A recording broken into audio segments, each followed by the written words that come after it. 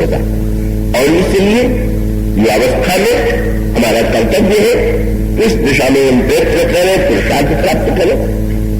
किंतु और धीरे धीरे जब व्यक्ति वृद्धावस्था की ओर बढ़ता है तो इसका अर्थ ये हुआ कि अब वृद्धावस्था में का विचार जो होती है, स्मृति तो प्रबल होती है बाल्यावस्था में और विचार की क्षमता बढ़ जाती है वृद्धावस्था में, क्योंकि पूरे जीवन के अनुभव जो है वो सामने होते हैं।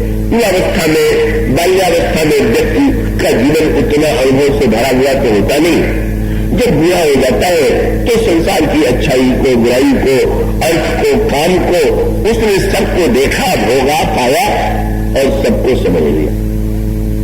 और तब जब व्यक्ति वृद्धावस्था हो तो उसको यही सोचना चाहिए कि ईश्वर ने जो वृद्धावस्था दिया है वो क्यों दिया, और उसका अर्थ यह है कि ईश्वर मानो संकेत ये करता है, ये बता चुका है शरीर की रचना के द्वारा कि ये जो शरीर है अब इसका उपयोग इससे भी आगे कोई वस्तु है जिसको पाने के लिए करना है। क्यों?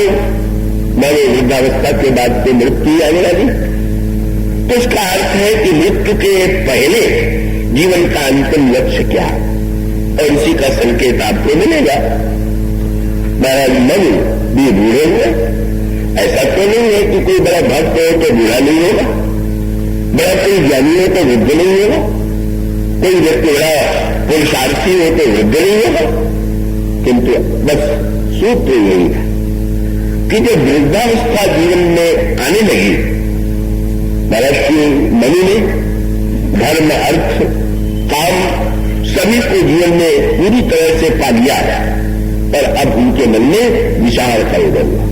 और फिर गोस्वामी ने सूत्र लिखा, ओम विषय विराग दमन बसत भा चौथपन। अर्थ और काम की निंदा आप प्रारंभ में ही करने लगिए या छोड़ दीजिए तो फिर कभी न कभी अर्थ की लालसा, काम की लालसा व्यक्ति के जीवन में आ जाती है। कभी कभी आप लोगों ने देखा होगा कि कई व्यक्ति वृद्धावस्था में कहा जाता है कि कुछ लोग की वृत्ति और बढ़ गई, कई लोगों के जीवन में कम वासना की वृत्ति भी बढ़ती दिखाई देती है। तो इसका सांकेतिक अर्थ ये हुआ कि उस मानो अलग में वृद्धि हुई तो व्यक्ति को ये समझने की आवश्यकता है कि जिन वस्तुओं को मैंने पाया, पाने के बाद भी तो हमारे जीवन में अभी शांति नहीं आ गई, संतोष नहीं आ गया और ऐसा नहीं लगा कि अब जीवन में कुछ भी पाना बाकी नहीं, ऐसा तो व्यक्ति को नहीं लगा। तो ये जो वृद्धावस्था जो है वो मानो वो अवस्था जो है पुरुषार्थ के लिए है। तो वृद्धावस्था की जो दिशा है वो मानो त्याग और वैराग्य की प्रेरणा देने के लिए, विषयों को भोगते भोगते अंत में व्यक्ति को उस स्थिति का भान हो जो मनु को हुआ। तो सभी ने लिखा वो पंक्ति आपने पढ़ी होगी, तो इन्हें विषय विराग बवल धवल बसत भाव चौथपन हृदय बहुत दुख लाग जन्म गए हरि भगति दिन। मैं वृद्ध हो गया पर विषयों से तृप्ति तो आज भी नहीं हो पाई और जीवन में पूर्णता का अनुभव भी नहीं हुआ, भगवान को मैंने पाया नहीं, भक्ति मेरे जीवन में आई नहीं, इस कमी का अनुभव महाराज मनु को हुआ। बड़ी बढ़िया बात इस प्रसंग में आपको बताऊं, हमारे पुराण ये कहते हैं कि जब कोई व्यक्ति सत्कर्म करता है तो देवता बनता है, और जब कोई व्यक्ति 100 अश्वमेध पूरे कर लेता है तो अंत में जाकर के वह इंद्र बनता है। किंतु हमारे पुराण जो है बड़ी सांकेतिक कथाओं का वर्णन करते हैं, और ये कि ये जो महाराज दिलीप है ये भगवान श्री राम के पूर्व पुरुषों में दशरथ जी के पिता अज है, अज के पिता रघु है और रघु के पिता दिलीप। तो दिलीप ने निश्चय किया कि हम 100 अश्वमेध यज्ञ करें जिससे मुझे इंद्र का पद मिले। 99 अश्वमेध यज्ञ पूरे हो गए। जब 100वां यज्ञ वे कर रहे थे तो घोड़ा चोरी चला गया। सारे संसार में घोड़े का पता लगाया गया, घोड़ा नहीं मिला। अंत में किसी तरह से पता चला कि इंद्र चुरा करके ले गया। और हम बड़े पुरुषार्थी थे, उन्होंने निर्णय किया कि हम स्वर्ग में आक्रमण करके इंद्र से रथ घोड़ा छीन के ले आएंगे।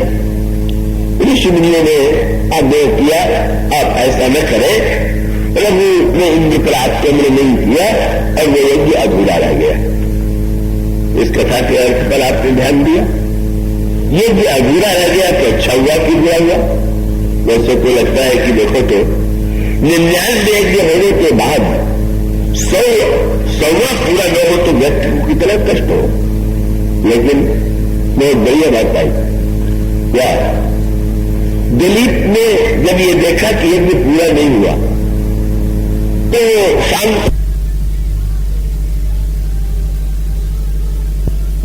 किसी ने दिलीप से पूछ दिया, महाराज आपका 100वां यज्ञ पूरा नहीं हुआ तो आपको दुख हुआ कि नहीं हुआ? तो दिलीप ने कहा कि पहले तो यज्ञ पूरा होने की बड़ी चिंता थी और मैं समझता था कि इंद्र बनने 100 सुबह के बाद मैं इंद्र बनूंगा। पर मैंने जब देख लिया कि इंद्र बनने के बाद भी चोरी की आदत नहीं जाती है और घोड़ा चुराने की ही चेष्टा की जाती है, तो ऐसा इंद्र बन के कर लूंगा क्या? कब सोचिए तो इंद्र के जीवन की कितनी विडंबना है और हर बड़े व्यक्ति की विडंबना यही। ऐसा नहीं शास्त्र कहते हैं कि आप जो ही 100 सुमेध यज्ञ पूरे करेंगे ऊपर वाला इंद्र हटा दिया जाएगा और आप बैठा दिए जाएंगे। ऐसा नहीं, शास्त्र कहते हैं कि जिन जिन लोगों ने 100 अश्वमेध यज्ञ किए हैं उनका नाम क्रमशः आपको सूची बनती जाती है और एक इंद्र का जब कार्यकाल समाप्त होगा तो दूसरा आएगा और आपका जब स्थान आएगा तब आप इंद्र बनेंगे। तो कैसे विचित्र विडंबना कि अगर इंद्र का सिंहासन छीनने वाला होता और वो घोड़ा चुराता तो भी समझ गया था, उसको तो जितने समय इंद्र रहना था रह नहीं था। पर विचित्र ईर्षा होती है व्यक्ति की। क्या ईर्षा इतनी ही नहीं होती कि कोई संसार में मेरी बराबरी का न हो। चिंता कभी कभी हो जाती कि भविष्य में भी मेरी तरफ कोई न होने पाओ। यह ईर्षा की पराकाष्ठा। और तब खोखलापन लग गया, स्वर्ग में क्या रखा है, भोगों को भोगते भोगते यहां तृप्ति नहीं हो गई तो क्या स्वर्ग में हो जाएगी क्या? और कम से कम यहां तो शरीर को सूचना मिल जाती है, स्वर्ग में तो व्यक्ति बुरा तो नहीं होता। पर जो ही पूरी की पूंजी समाप्त हुई बेचारा नीचे ढकेल दिया जाता है। तो सच्चे अर्थों में भगवान राम ने जब अयोध्या वासियों को उपदेश दिया तो उन्होंने यही कहा कि मित्रों यही तनुकर फल विषय न भाई। मित्रों इस शरीर का अंतिम फल विषय नहीं हो सकता। विषय सेवन कीजिए पर विषय के सेवन के बाद इसकी व्यर्थता का अनुभव, यही तनुकर फल विषय न भाई। तो अयोध्या वासियों ने कहा तो महाराज पुण्य करके स्वर्ग जाना चाहिए। भगवान राम ने प्रवासियों से कहा नहीं मित्रों, स्वर्ग स्वल्प अंत दुखदायी। स्वर्ग भी थोड़े समय के लिए मिलता है और अंत में तो व्यक्ति को अत्यंत दुख देता है। जो व्यक्ति सुख देकर के अंत में दुख दे, थोड़े समय के लिए मिले, उसको पाने की व्यग्रता किसी प्रकार से उचित नहीं।